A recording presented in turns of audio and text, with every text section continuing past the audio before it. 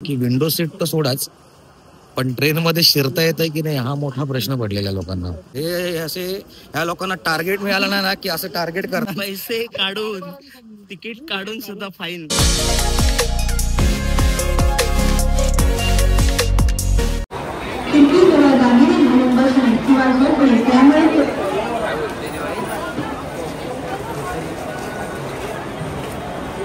नमस्कार मंडळी, तुमचं पुन्हा एकदा स्वागत आहे चांदोसकर ब्लॉग मध्ये. आज मी चाललो आहे परेलमध्ये, आणि परेलमध्ये जेव्हा म्हणजे कार्यक्रमासाठी चाललेलो बघितलं की त्या मित्राला विचारलं की कसा येऊ, गाडीवरनं येऊ की ट्रेनने येऊ. तो मला म्हणाला की ट्रेनने ये. साधारणतः आपण जेव्हा ह्या गोष्टीचा विचार करतो की 12 नंतर एवढी गर्दी नसेल, पण तुम्ही आता बघू शकता थोडी गर्दी आहे, ती डेंजर गर्दी आहे. म्हणजे आता माणसाने ट्रेनने प्रवास करायचा की नाही हा मोठा प्रश्न आहे. जसं डोंबिवली फास्ट मध्ये जो कलाकार आहे, म्हणजे जे कलाकार आहेत, कुलकर्णी कलाकार आहे, संदीप कुलकर्णी कलाकार आहेत ते, तर त्यांनी एक शेवटी खूप छान म्हटलंय की आयुष्य गेलं इथे चौथ्या सीटवर बसू, जरा खिडकीवर बसू.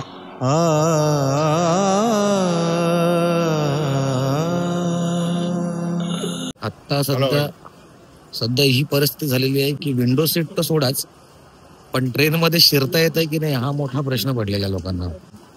आता ती ट्रेन बघा तिकडेच कधीपासून ती थांबलेली आहे, मला कदाचित दिसत असेल,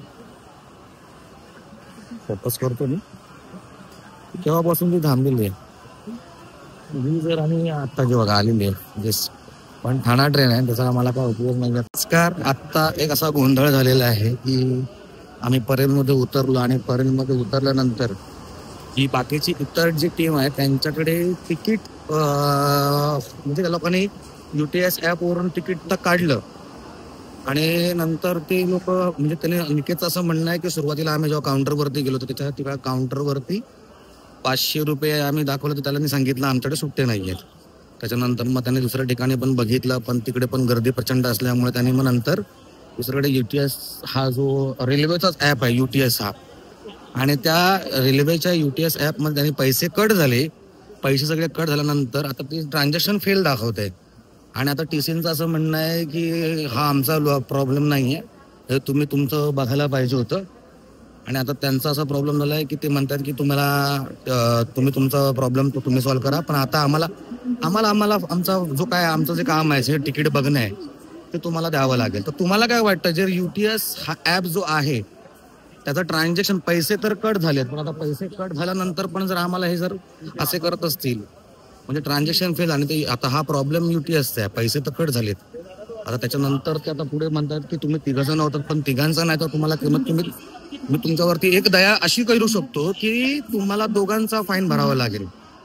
ही कुठल्या प्रकारची दया आहे, म्हणजे फॉल्ट तर बघायला गेलं तर त्यांचा UTS ॲप आहे, म्हणजे आता UTS ॲप पण वापरू नये का? म्हणजे हे लोक सांगतात की तुमचा वेळ वाचवण्यासाठी आम्ही हा UTS ॲप काढलेला आहे, UTS ॲप हा तुमचा वेळ वाचवण्यासाठी, पण आता हे शेवटी वेळ घालवू प्रकरणच झालंय.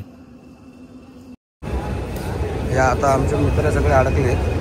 कसं आहे, मी त्यांचा जास्त व्हिडिओ पण करू शकत नाही, म्हणून त्यांची मी बॅक साईड घेतली. आता कारण परत असं नको व्हायला की हा आमचा व्हिडिओ काढता. आता लिगली बघायला गेलं तर तसं बघायला तर मी त्यांचा व्हिडिओ काढू शकतो, त्यात पण ते काय मला माझ्यावरती ऑब्जेक्शन घेऊ शकत नाहीत. पण ते जे TC आहे, त्यांचे जे मेन TC आहेत ते खूप चांगले आहेत, स्वभावाने चांगले आहेत, बोलायला खूप चांगले आहेत, पण त्याच्या बायका आहेत ना ते उर्मट आहेत एक नंबरच्या.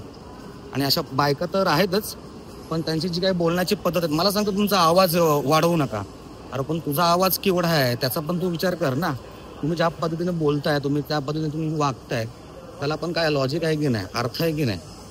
म्हणजे मला सांगते की तुझा आवाज एवढा माझ्याशी आवाज वगैरे वाढवत जाऊ नका वगैरे वगैरे. आणि नंतर त्याच्यानंतर मी त्या साहेबांशी येऊन सरांशी येऊन आम्ही जेव्हा भेटलो तेव्हा तीच बाई काय म्हणते की आता बोल ना, तुला उर्मटपणे बोलत. तर माझा परत आवाज वाढला की काय म्हणताय तुम्ही, हा आवाज वाढणार नाही म्हणजे याचा अर्थ काय. आणि बघा हे असे ह्या लोकांना टार्गेट मिळालं नाही ना की असं टार्गेट करतात, कारण ह्यांचा जो 15 तारखेपर्यंत त्यांना एक टार्गेट दिलेलं असतो, एवढे तुम्हाला लोक पकडायचे असतात, आणि जर तुमचा टार्गेट जर पूर्ण झाला नाही तर मग हे काय ना काय असे निमित्त करून, आता हेच जर समजा 15 तारखेच्या नंतर किंवा एक साधारणतः 28 वगैरे, तर हा दे 100 रुपये दे, 100 रुपये दिल्यानंतर मग गप्प राहतात, सोडून देतात. पण आता जेव्हा टार्गेट पूर्ण आहे, कारण त्या टार्गेट नंतर त्यांची सॅलरी हा जो प्रकार आहे तो ती ठरते. त्याच्यामुळे सॅलरीमुळे ते सॅलरी जर अडकली तर प्रॉब्लेमॅटिक होईल. त्यामुळे किती तुम्ही, त्याने आम्हाला सरळ सरळ सांगितलं की देव जरी आला तरी मी तुला सोडणार नाही. का? कारण देव यांची सॅलरी थांबवणार आहे ना. तर सॅलरी थांबली तर खूप मोठा प्रॉब्लेम होणार आहे.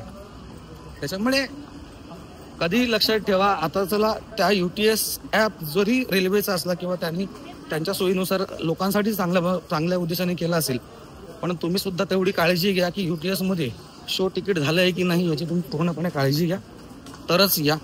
आणि शो तिकीट होऊन सुद्धा जर समजा दाखवत नसेल तिकीट तर मग ह्या UTSचा खूपच मोठा प्रॉब्लेमॅटिक आहे.